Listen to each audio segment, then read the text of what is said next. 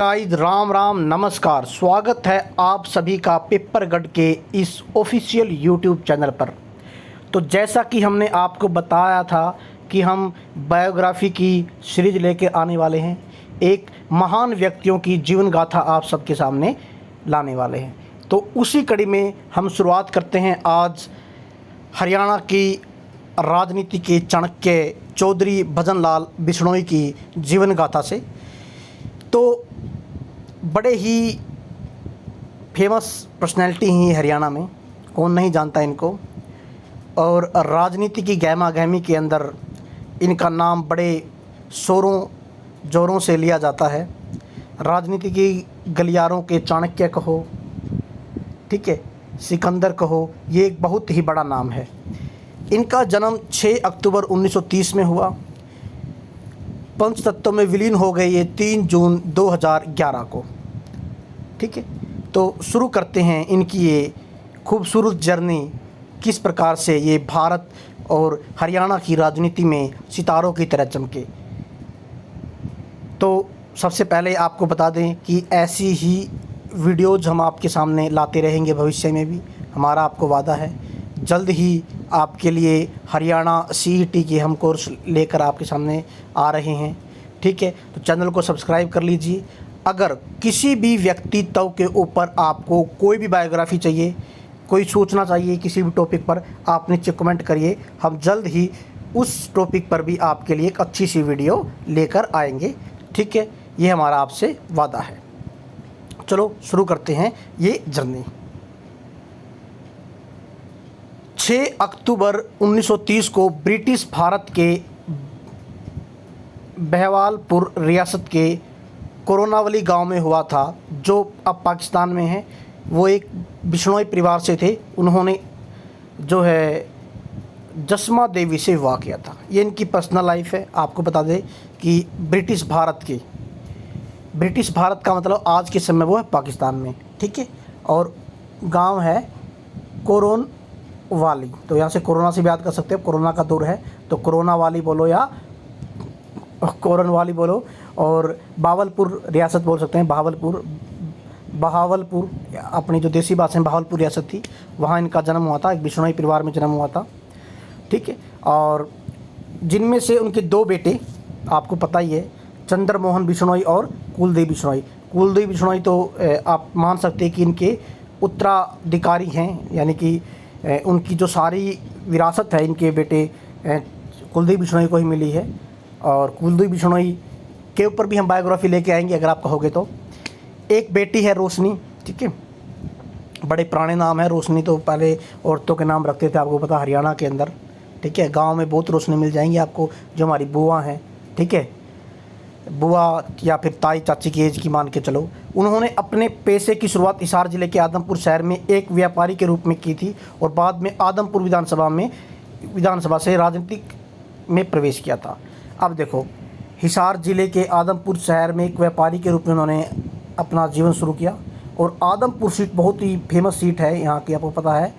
Adampur seat Hisar के अंदर है और यहाँ से ये लगभग जीतते ही आ रहे हैं, कभी हारे नहीं हैं।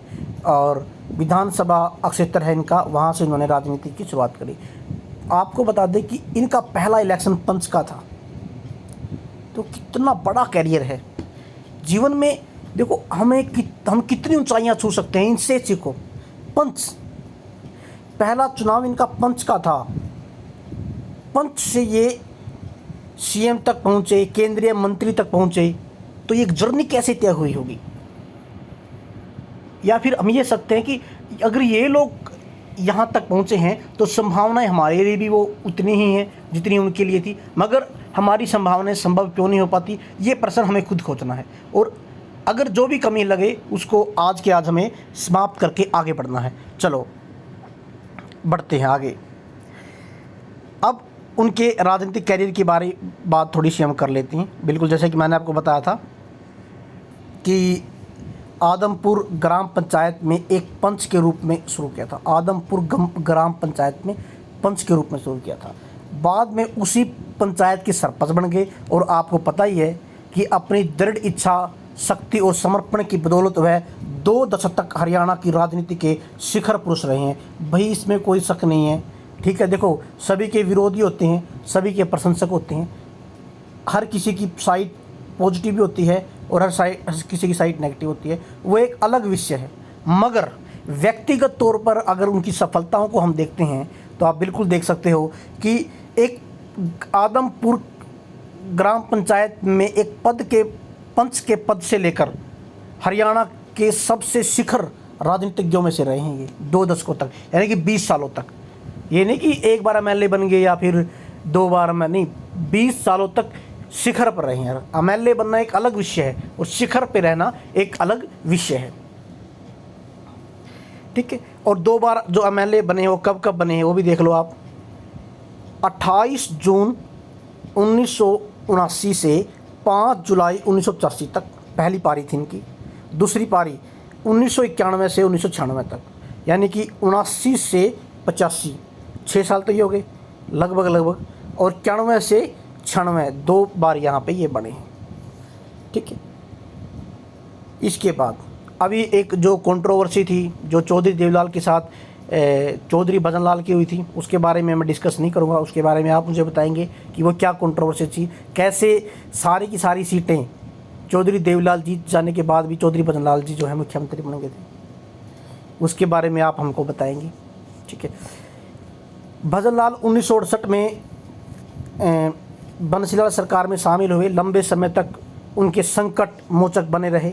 1968 में क्या है, वो बंसीलाल सरकार में शामिल हुए थे सबसे पहले। 1972 के विधानसभा चुनाव के बाद वह राज्य के मुख्यमंत्री पद के दावेदार के रूप में सामने आए थे, ठीक है। और बेसी बात है, दावेदार के रूप में वो सामने आए थे 1972 के विधानसभा चुनाव के बाद। 68 में उन्होंने बंसीलाल सरकार को ज्वाइन किया था, यानी कि बंसीलाल ने सरकार बनाई थी और उनका बड़ा अच्छा रोल रहा था। अब चलते हैं उसके बाद 1975 में उन्हें मंत्रिमंडल से हटा दिया गया 75 में। हालांकि अपनी जोड़ तोड़ की कला की बदौलत 1979 में प्रदेश के मुख्यमंत्री बने, ठीक है। जोड़ तोड़ उन्होंने किया था, आपको पता ही है। और 80 में पूरे जनता विधायक दल का कांग्रेस, ठीक है, वो जितना भी जनता दल था, पूरी की पूरी जनता दल के जो एमएलए थे उनका सबका विलय इन्होंने कांग्रेस में करा लिया था, आपको पता होगा, ठीक है। कांग्रेस अभी इनको क्या बोला था कि आप इंदिरा गांधी उस समय हमारी देश की प्रधानमंत्री इंदिरा गांधी ने इनको बोला कि मुझे नहीं पता, मुझे बस सत्ता चाहिए कैसे भी कर। कांग्रेस हार चुकी थी, उसके बावजूद भी इन्होंने क्या किया, जोड़ तोड़। और ऐसा सुनने में आता है, अभी एक सवाल आपके लिए मैं यहाँ छोड़ने वाला हूँ। जो हमारे चौधरी देवीलाल हैं, उन्होंने उस समय के जो गवर्नर होते थे, गवर्नर हरियाणा के, उनका गला पकड़ लिया था, ठीक है। तो अब ये बताओगे गवर्नर उस समय कौन थे, ठीक है, ये आप बताओगे। देखो, जुड़े रहना, चीज़ों को सीखना, एक्टिवेट करना, माइंड का एक्टिवेशन बहुत ज़्यादा ज़रूरी है, ठीक है। माइंड का एक्टिवेशन बहुत ज़्यादा ज़रूरी होता है, ठीक है। आप पैसिव तरीके से जब पढ़ाई करते हो तो आप उस समय मात्र इन्फॉर्मेशन कलेक्ट कर रहे हो। इन्फॉर्मेशन को, कौन सी इन्फॉर्मेशन कहाँ यूज करनी है, वो आप एक्टिवेशन तरीके से कर सकते हो। उसका क्या तरीका होता है, आप क्या है, डिफरेंट जो क्वेश्चन है वो सोल्व करेंगे, जो मैं आपको टास्क देता हूँ उसको आप कंप्लीट करेंगे, उससे कि आपका माइंड एक्टिवेट रहेगा। चलो आगे बढ़ते हैं। उनका राजनीतिक सफ़र हरियाणा तक ही सीमित नहीं रहा, ये बिल्कुल बात सच है। उन्होंने केंद्र में कांग्रेस नीति सरकार में कई पदों पर योगदान दिया है। राजीव गांधी के नेतृत्व वाले मंत्रिमंडल में उन्होंने कृषि, वन, पर्यावरण मंत्रालय के कामकाज भी संभाले हैं। कृषि, वन एवं पर्यावरण, ठीक है। और वो गैर जाट समूह का प्रतिनिधित्व करने वाले भजन लाल लंबे समय तक हरियाणा के राजनीति के केंद्र में रहे। और बेसी बात है, उन्होंने कहा कि वो गैर जाट यानी कि नॉन जाट की जो है पॉलिटिक्स वो करते थे, ठीक है। देखो, वैसे तो किसी भी प्रकार की जो कास्टिस्ट पॉलिटिक्स है, हम कोई भी व्यक्ति उसको सपोर्ट नहीं करता, हम तो क्या है, मगर क्या है कि भावनाओं में मत बहना, ये जो सच्चाइयाँ हैं उनको बोलना पड़ता है, ठीक है। कुछ सच्चाइयाँ हैं, आप कभी आप जब अच्छे जो एक विद्यार्थी होता है वो कभी इन भावनाओं को लेके नहीं चलता कि जो शब्द हैं वो किस जाति या किसका नाम है, वो ऐसा कुछ नहीं था। एक विद्यार्थी के लिए हर विद्यार्थी के लिए मात्र एक जिज्ञासा होती है पढ़ने की, भावनाओं में हमें नहीं बहना है, हमें मात्र एग्ज़ाम क्लियर करना है। चलो, उनका जो सफ़र था वो मात्र क्या था कि नॉन जाट की वो राजनीति करते थे। और आपको पता है कि 2005 के चुनाव के बाद, कांग्रेस की जीत के बाद जो है गंभीर मतभेद उभर कर आते हैं। और भूपेंद्र हुड्डा जो कि एक जाट परिवार से जो है इनका संबंध है, वो भी बड़े महान व्यक्ति रहे हैं। भूपेंद्र हुड्डा की भी हम जीवनी लेकर आएंगे, और आप कहोगे तो को भजन लाल के स्थान पर राज्य का मुख्यमंत्री चुना गया। और साल 2007 में उन्होंने आधिकारिक रूप से कांग्रेस से अलग होकर नई पार्टी बनाई। आपको पता है हजगा बनाई थी, हरियाणा जनहित कांग्रेस, ठीक है, आपको ये पता ही होगा।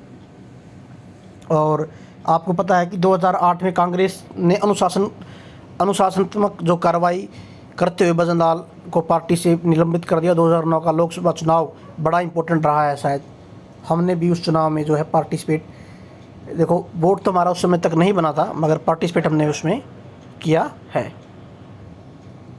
पार्टिसिपेट हमने कैसे किया है? पार्टिसिपेट हमने उस चुनाव को देखा है कि वो कैसा चुनाव था। उसमें भजन लाल जो है जीते थे, और दो बड़े बड़े राजनीतिज्ञ खड़े थे, आपको पता होगा जयप्रकाश, ठीक है, जेपी, वो भी हार गए थे। और साथ में संपत सिंह, ये भी हार गए थे, ठीक है, जयप्रकाश और संपत सिंह दोनों हार गए थे इनसे। और ऑब्वियस सी बात है, और ऑब्वियस सी बात अभी 2009 में ही क्या हुआ था कि जो उनके पुत्र थे चंद्रमोहन, कंट्रोवर्सी सामने आई थी। उस समय भी उनको भी बड़ा ड्रॉबैक लगा था। एक फिजा नाम की कोई लड़की थी, उससे अनुराधा थी एक्चुअल में, उन्होंने अपना धर्म परिवर्तन कर लिया था और फिजा बन गई थी। उनसे शादी कर ली चंद्रमोहन ने, और धर्म का भी परिवर्तन कर लिया था, ठीक है, इस्लाम उन्होंने कबूल कर लिया था। बट बाद में वो क्या है, बाद में वापस से हिंदू में आ गए थे वो, ठीक है। तो इस प्रकार क्या है, जो राजनीति का चाणक्य जो है इनका ये सफ़र रहा है। तो ये सफ़र इनका बड़ा ही इंटरेस्टिंग रहा है, बड़ा ही मज़ेदार रहा है। हमने आपको इनकी हर एक बात को पे प्रकाश डाला है। तो राजनीति के चाणक्य चौधरी भजन लाल जी क्या है, दिल का दौरा पड़ने से 3 जून 2011 को हिसार में क्या है वो परमपिता परमात्मा को प्यारे हो गए, ठीक है। तो आशा करते हैं कि आपको हमारा लेक्चर पसंद आया होगा। तो मोर वीडियोज़ के लिए, ज़्यादा सीखने के लिए आप हमारे चैनल को सब्सक्राइब कर सकते हो, पेपर गढ़ को। ऑब्वियस सी बात है, वहाँ पे आपको एसएससी की, हरियाणा एसएससी की, एसएससी की, रेलवे की और बैंकिंग की तैयारी के बारे में सारी अपडेट और सिलेबस जो भी मटेरियल होगा आपको उपलब्ध करा दिया जाएगा। जल्दी से चैनल को आप सब्सक्राइब कर लो, ठीक है। और thanks for watching, have a nice day, धन्यवाद और बाय एंड राम राम।